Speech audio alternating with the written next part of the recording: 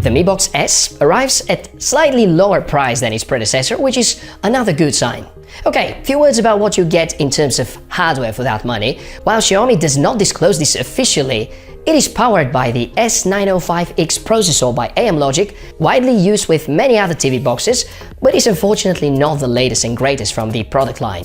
The TV box is equipped with 2GB DDR3 RAM, 8GB storage, and arrives with Android 8.1 out of the box. For connectivity besides the Bluetooth, you can count on DTS HD and Dolby Surround Sound, HDMI 2.0, a USB port, remote controller with voice commands, and embedded Chromecast. There is HDR support, however limited to HDR10 only. So, if you have a TV supporting any of these technologies, your experience might be quite great. But while the hardware is apparently not too bad, it's fair to say that the Mi Box S, which was initially planned to be Mi Box 4, is not much more than what the predecessor offers in terms of hardware. Actually, if you think that the Mi Box 4 would be an upgrade, you would be rather disappointed because there wouldn't be any notable performance boost.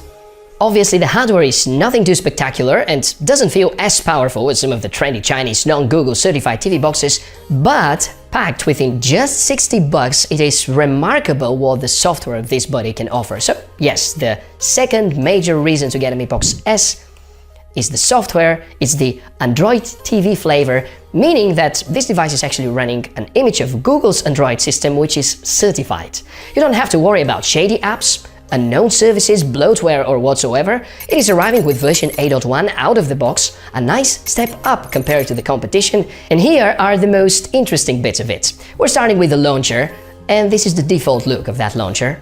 And unless you're a super enthusiastic Android modder, you're stuck with this design for the time being of using the TV box. It is actually not bad. You can partially customize it, not as customizable as your average phone launcher, but looks good, has no bloat, and works fast.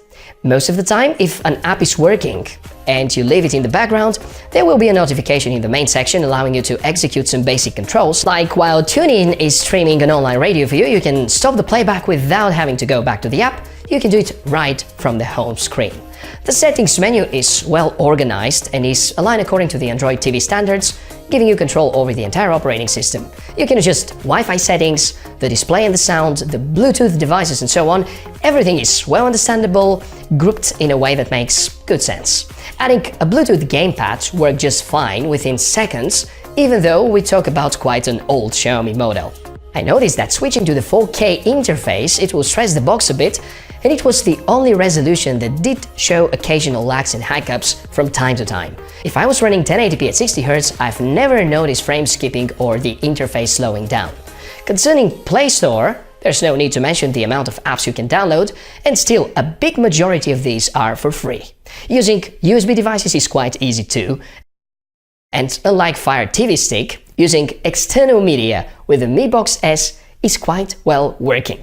The device is good even for gaming, not as powerful as the Nvidia Shield TV, but still good enough for games like Asphalt, Real Racing, even PUBG. If you're wondering what's the difference in terms of performance here between the Mi Box S and Nvidia Shield TV, for instance, 30,000 is the score of Mi Box S, and the Nvidia's device gets 130,000, which is quite a dramatic difference, but in real-time scenarios, you wouldn't really feel that much of a difference in terms of performance.